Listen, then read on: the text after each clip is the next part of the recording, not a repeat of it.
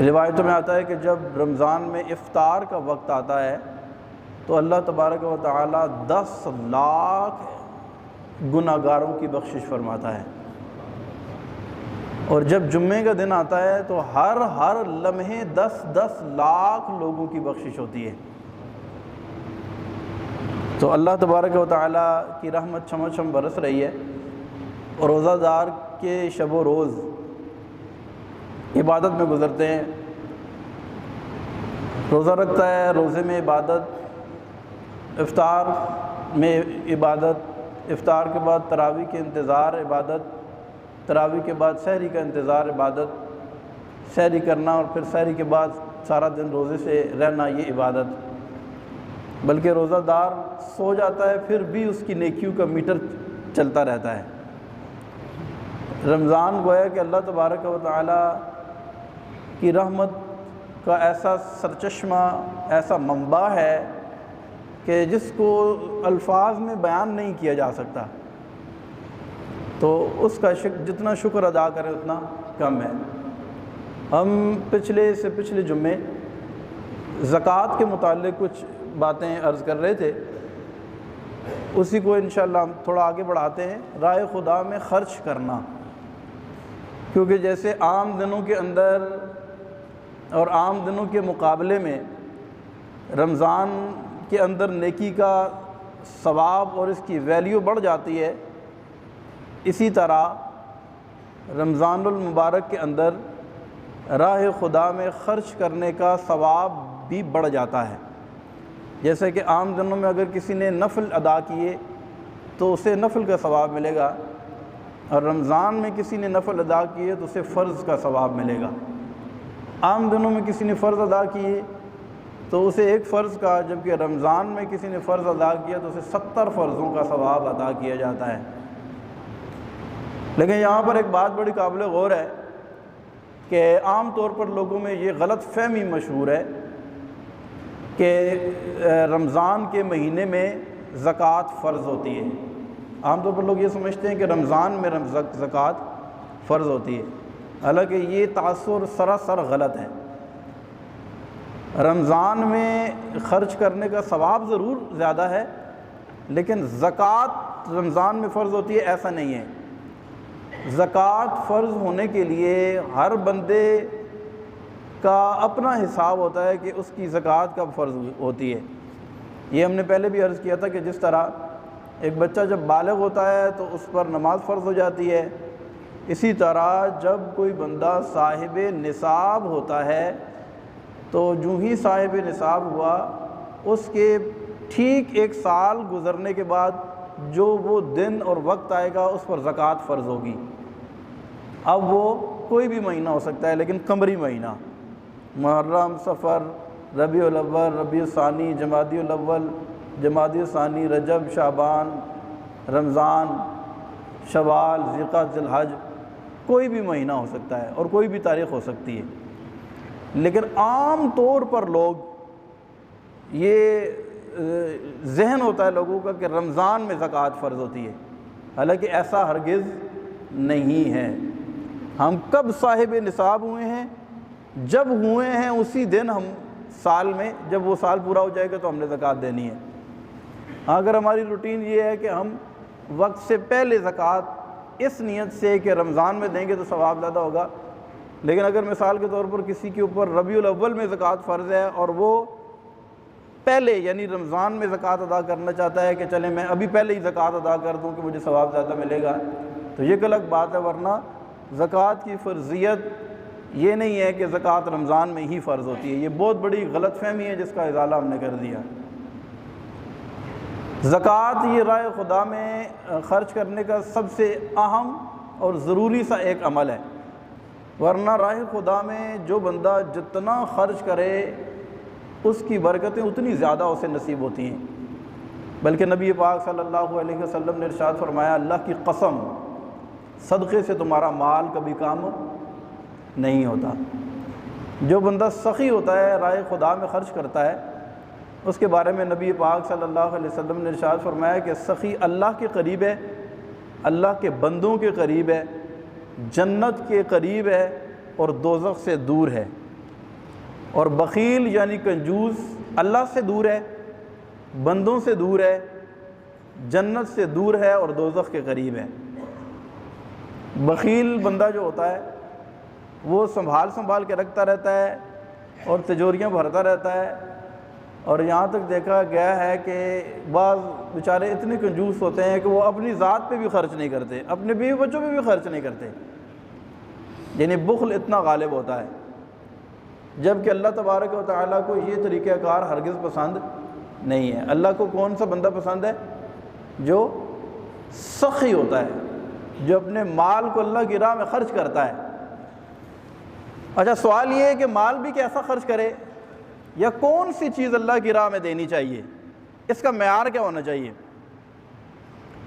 اس کو اللہ تبارک و تعالیٰ نے قرآن میں بیان فرمایا لن تنالوا البر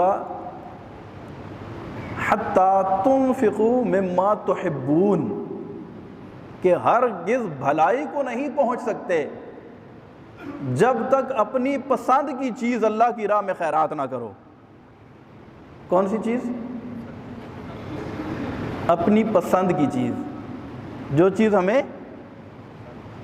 خود ہمیں اچھی لگتی ہے وہ اللہ کی راہ میں خیرات کرنی ہے۔ حضرت ابو طلحہ رضی اللہ تعالیٰ عنہ امیر آدمی تھے، ان کا ایک باغ تھا روحا کے نام سے، انتہائی خوبصورت باغ تھا۔ اس باغ میں جہاں پھلدار درخت تھے وہاں ٹھنڈے پانی کا چشمہ بھی موجود تھا، اور خود رسول اللہ صلی اللہ علیہ وسلم ان کے باغ میں تشریف لاتے تھے اور کھجوریں بھی تناول فرماتے تھے اور ٹھنڈے پانی کے چشمے سے پانی بھی نوش فرمایا کرتے تھے۔ جب یہ آیت مبارکہ نازل ہوئی نا، لن تنالوا البر حتی تنفقوا مما تحبون، کہ ہرگز بھلائی کو نہیں پہنچ سکتے جب تک تم اپنی پسند کی چیز اللہ کی راہ میں خیرات نہ کرو۔ تو حضرت ابو طلحہ رضی اللہ تعالیٰ عنہ نے عرض کی، یا رسول اللہ، آپ جانتے ہیں کہ یہ باغ مجھے بڑا پسند ہے اور یہ بڑا ہی میرا مرغوب اور محبوب باغ ہے، لیکن چونکہ اللہ نے ارشاد فرمایا کہ اس وقت تک بھلائی کو نہیں پہنچ سکتے جب تک اپنی پسند کی چیز اس کی راہ میں خرچ نہ کرو، تو یا رسول اللہ آپ گواہ ہو جائیں میں اپنا یہ بی روحا اللہ کی راہ میں خیرات کرتا ہوں۔ تو رسول اللہ صلی اللہ علیہ وسلم نے ارشاد فرمایا اس کو اپنے رشتہ داروں میں تقسیم کر دو۔ تو آپ نے اپنے چچا زاد اور اپنے جو کزنز وغیرہ تھے ان میں یہ باغ تقسیم کر دیا۔ حضرت عبداللہ بن عمر رضی اللہ تعالی عنہ ایک مرتبہ بیمار ہو گئے، بخار کی وجہ سے کچھ کھانے کو دل نہیں کرتا تھا، آپ کو پتہ ہے منہ کا ذائقہ تبدیل ہو جاتا ہے تو کچھ کھانے کو کچھ چیز مزہ نہیں دیتی۔ جب کچھ تھوڑا سا افاقہ ہوا تو آپ کا دل کیا کہ بھنی ہوئی مچھلی کھاؤں، گرل فش جو ہوتی ہے نا، دل کیا کہ بھنی ہوئی مچھلی ہو تو کھاؤں۔ اپنے غلام کو بلایا اور کہا کہ میرا بھنی ہوئی مچھلی کھانے کو دل کر رہا ہے۔ غلام گیا اور خوشی خوشی کہ آقا نے اتنے دنوں بعد کچھ کھانے کی خواہش کا اظہار کیا ہے، تو 1.5 درہم کی مچھلی خرید کے لے آیا۔ مچھلی جب ان کے سامنے آئی نا، انہوں نے اسے غور سے دیکھا اور پھر غلام کو بلایا اور کہا کہ یہ مچھلی اٹھاؤ اور اس کو اللہ کی راہ میں خیرات کر دو۔ بار کسی نے آ کر آواز لگائی، فقیر نے۔ اب یہ غلام بڑا پریشان ہوا، کہنے لگا حضرت آپ کا دل کر رہا ہے آپ مچھلی تناول فرمائیں، میں فقیر کو اس مچھلی کے پیسے دے دیتا ہوں۔ کہا نہیں، یہ مچھلی اٹھاؤ اور فقیر کو دو۔ حکم تھا، مچھلی اٹھائی اور فقیر کو دے دی۔ جب تھوڑی دور گیا تو غلام کے ذہن میں آیا کہ اب مچھلی تو میں نے دے دی ہے، لیکن چونکہ ان کا دل کر رہا ہے مچھلی کھانے کو، تو وہ فقیر کے پاس گیا، اسے مچھلی کی قیمت دی اور دوبارہ خرید کر لے آیا۔ جب مچھلی لا کر ان کے سامنے رکھی نا، تو انہوں نے کہا مچھلی یہ تو میں نے خیرات کر دی، دوبارہ کیسے آ گئی؟ غلام کہنے لگا کہ کیونکہ آپ کا دل کر رہا تھا لہٰذا میں یہ مچھلی دوبارہ فقیر سے خرید کر لے آیا ہوں۔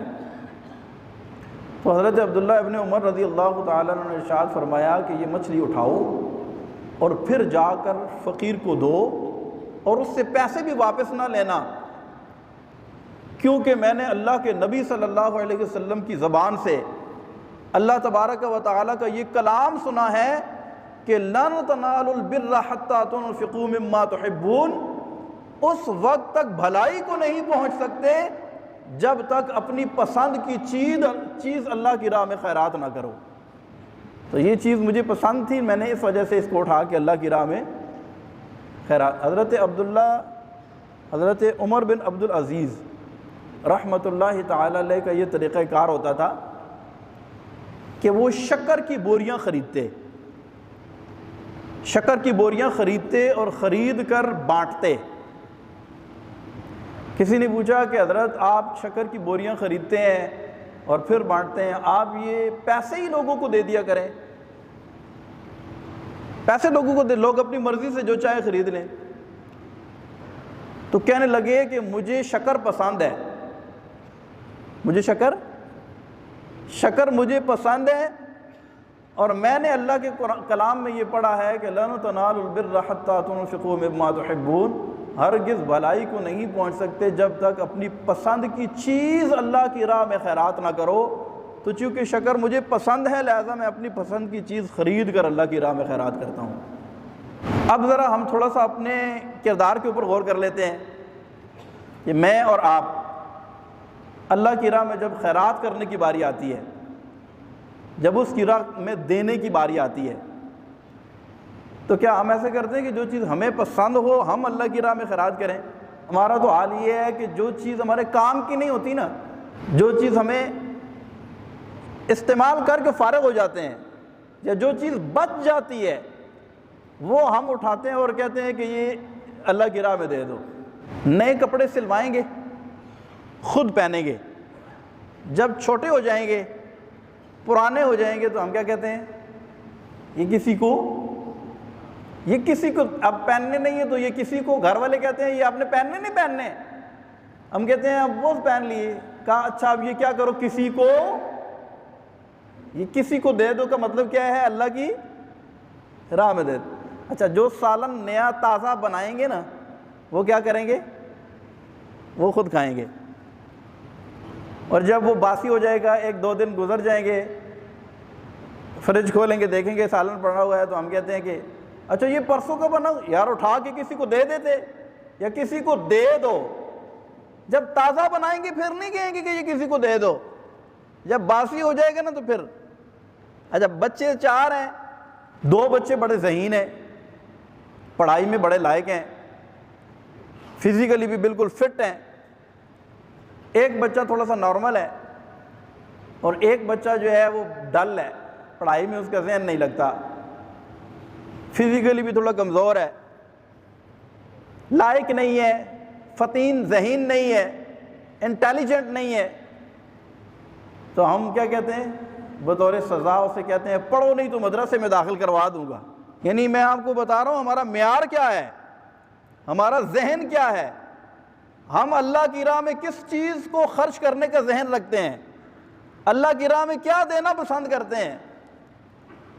اور جو بہت اچھا ذہین، پڑھنے والا، لائق بچہ ہوگا، خوبصورت ہوگا، ہم کیا کریں گے؟ اسے ڈاکٹر بنائیں گے، اسے بڑی اچھی تعلیم دلوائیں گے کیونکہ بچہ پڑھنے والا ہے۔